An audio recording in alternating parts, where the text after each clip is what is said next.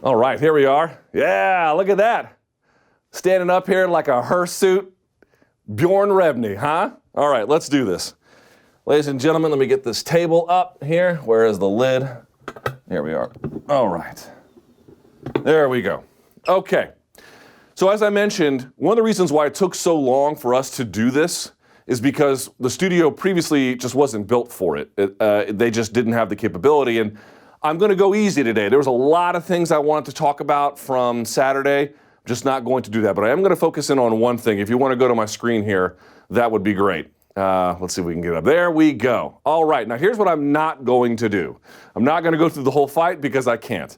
I'm not going to show you full highlights because I can't, because DAZN will get super bitter. So I can't do that. What I can do is I've got a couple of video clips I can go frame by frame on, and then we can dig into that. So here's what we're going to do for the first time standing up here today. This is the second round. Now in the first round, I would actually ask you to go back and look at how Gegard Mousasi was able to land his jab. And what I want you to notice was the timing of it. Go back and look at his jab and look at how he was able to land it when MacDonald was between two steps, even before his second foot had placed on the ground, catching someone not on the beat, but on the half beat. Really, really impeccable timing by Mousasi. But that's not what we're going to focus on today for the interest of time and the interest of space. First time trying this out. Here's what I want to get to. The Imanari roll.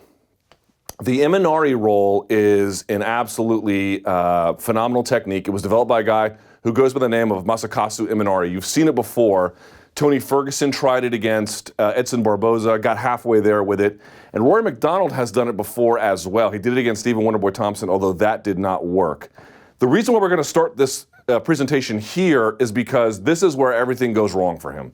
You know, he was getting out-jabbed on the feet, but that's not the end of the world. It sucks, but he was probably fine. But this is a little bit different. Here's what I want to point out to you, and let's look at this, and I want to show you what went wrong. Why did this Imanari roll go so badly for him? A couple of things, and I'm going to go through this frame by frame. Number one, typically when you do an Imanari roll, and by the way, like I realize I'm a man of larger size. I'm 6'4", I'm 275 pounds. So I don't do a lot of inverting. So when I do have to invert in class, I have to really go over the technique so I don't hurt myself, so I don't hurt others. I've had to really pay attention to some of the details. Whenever you do an Imanari roll, you actually want to typically start, not always, you want to typically start with opposite stance. Here, both are in the orthodox stance. That isn't to say you can't do it from that stance, but if you go back and look at the Wonderboy fight, he was in an opposite stance. You go back and look at Tony Ferguson versus Edson Barboza, it's an opposite stance. And there's a really important reason for that, and it's this. Watch as he level changes. For a proper Imanari roll, this hand would need to come to the ankle, and this head would need to be on the outside of the foot. Never on the inside that I'm aware of. Maybe there's a variety of that I'm not sure about, but for sure you want it here, right? That's what you want. Watch where his head goes. He grabs with the opposite hand for the wrong. If you want to go to the other leg, that'd be fine, but he's going for the left leg, so you need the right arm. He's already too far apart. Mousasi sees it coming, and look where the head goes. It ends up kind of in the middle. This is just botched in every way. He started it, I think, in a way that didn't make a lot of sense. He could have switched stances. He reached with a hand for the opposite leg. He should have gone for the far side leg. He came for the near side, and his head comes underneath. Now you can say, Luke, you know more than Rory MacDonald. No, of course I don't know more than Rory MacDonald. I'm not an expert. I'm just a guy who's been in gyms for about 10 years. I know things, but that's about it. Who's the guy, Joe, who says I drink and know things? Is that from Game of Thrones? Something like that? Yeah, that's who I am. I drink and know things. That's it. I'm no more, no less. But the point being is, this never got off the right foot, quite literally. He goes in between the legs. The head is supposed to go on the outside, and then you corkscrew around. That's how it goes. There's this guy, I forget his name.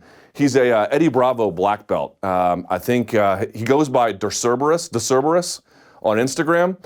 He has the most impeccable, beautiful Imanari roll. It is absolutely exquisite in every way. And every version I've ever seen that I've ever been taught is the head on the outside. So he botches that in part because also you never see him fake up here and then roll underneath. Never.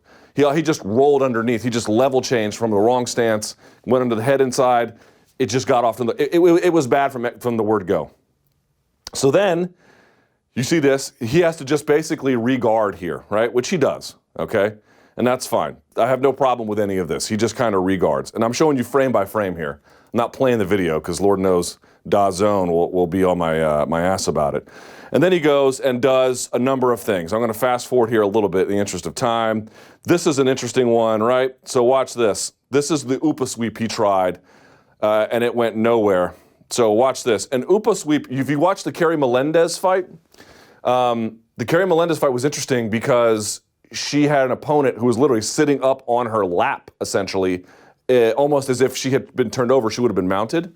You never really want to do that because if your opponent decides to force the Upa sweep, they can get it. If you resist and your frame is upright, you can get armbarred, omoplata. A lot of bad things can happen to you. You can get triangled. Ryan Hall's got a ton of good triangles from a fake Upa sweep or an attempted one. So watch, he attempts the Upa here, plants the right foot. You see that? Plants the right foot and then tries to bridge over. Mousasi reads it right away and shuts it down. Just absolutely lights out anticipation, lights out. And by the way, the size difference there is really going to matter as well. So that's something to pay attention to. Let's focus in on something a little bit more as we move forward. And this is the beginning of the end. This is what I want to focus on. So the Imanari roll didn't go anywhere. He tries the Upa sweep. He couldn't even really... Upa sweep, you actually kind of want to be sitting up a little bit, and Rory was just still kind of angled back, so that wasn't going to work. Here's the last part about this. He starts in full guard. Okay, here's how it works. You can pass somebody when they have full guard on you from your knees, but it's much harder. You got to get on your feet. Typically, that's how you're going to break someone's guard. So you'll notice that's exactly what Mousasi does, and the guard comes wide open. Now watch this. This was just absolutely exquisite. He's going to ground and pound here. You see Mousasi, he is postured over, but he's got his weight behind him and under him, so he can be mobile. And I want you to pay attention to this. This was really the key. Look at that. See that? As soon as the guard came open and he attempted some kind of submission or whatever, he put his elbow and his knee together. Now he's created a blocking mechanism. If you wanted to, if you could move your hips back out, you could actually sit underneath and do something known as de la Hiva. You could get in and make a butterfly hook, but putting the elbow and the knee together, now he's blocked. What do you think he's going to do from here? He's going to push that down and he's going to drop. Look, Rory can't get back inside there, right? What's he going to do? Boom. Look how he drops his weight, knee to the ground. That is textbook stuff. What's going to win? His hip and leg driving down or Rory's, adductor here?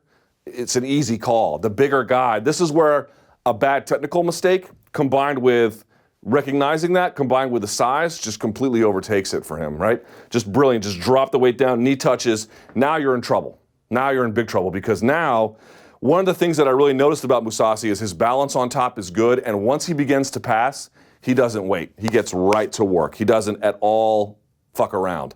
So now look at that knee. Who's going to win this battle here? Easy call. It's going to be the guy on top. And by the way, that could be also kind of painful. Watch how fast he passes here. I was blown away by this as I go frame by frame and not show the video to zone.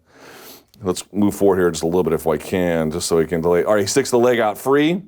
Right, now watch what he's going to do. He's going to rotate MacDonald around.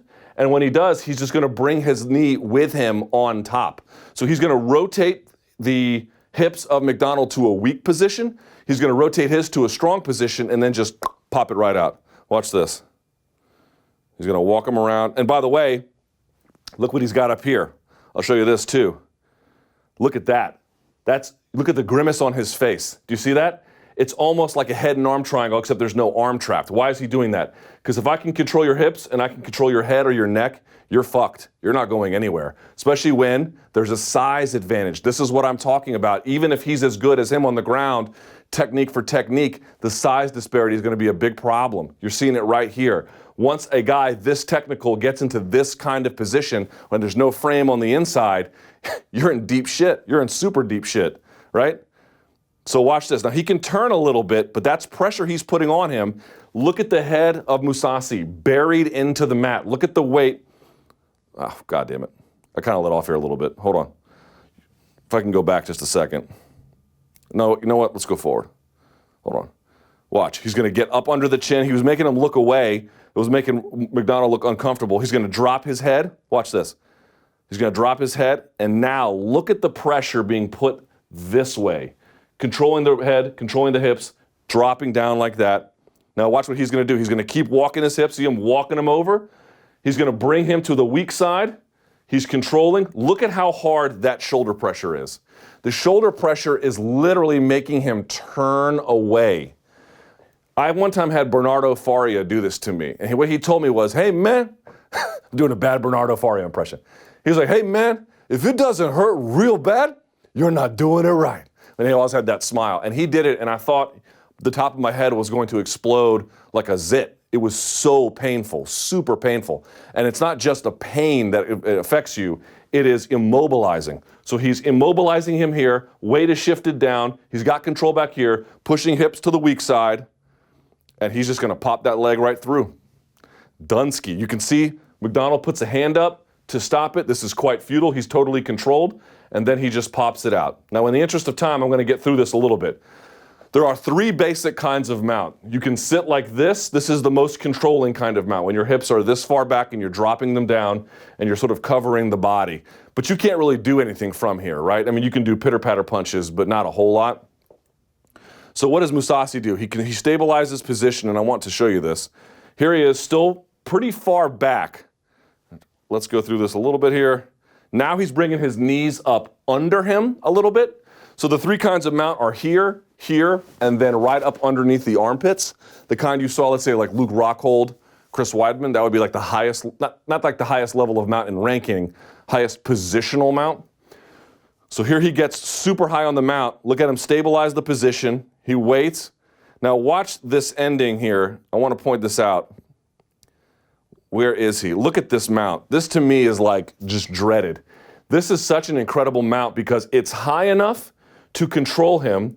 It's tight to his body, either underneath or against the leg, but the hips are far up enough to like weigh him down, and yet far back enough to still be controlling. It's like that real nice middle space where if you're far back, you have to be down. If you're super far up, it's hard to get there because someone has to be like really hurt or injured for you to really drive up underneath their arms. He's got this nice seated position where he can do maximum damage and has really good control underneath. And you can just see, look, MacDonald can't sit up. Look at Mousasi. Watch him. Go back here. Look at this. He's down. Watch him, as MacDonald tries to sit up, watch him drive his hips. Nope. Boom. And he's going to flatten him back down. Look at this, just sitting up. Now look at this. There's actually space between the crotch of Mousasi and the body of MacDonald, but he's now anchored to the floor. Why is that important? Because if he's anchored to the floor, that allows you maximum position to drop bombs. When you're riding, you can't. When you're anchored, that's when you can just unload, which is exactly what he does. And this is when things just go back to worse. Then when he tries to roll, what does he do? Look at that leg.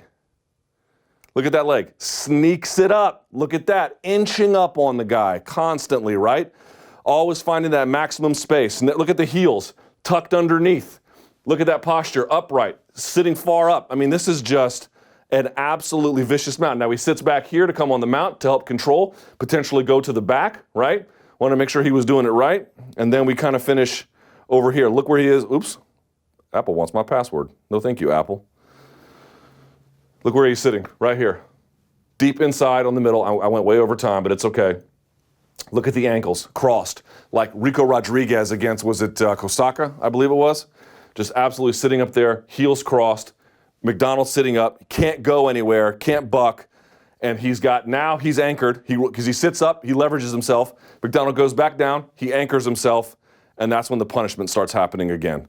Ladies and gentlemen, yes, the size played a big role here, played a very big role, because in any kind of mistake, starting from that Imanari roll that was made, Mousasi just took advantage of everything and then used smart technique as well as his size to bear down upon him.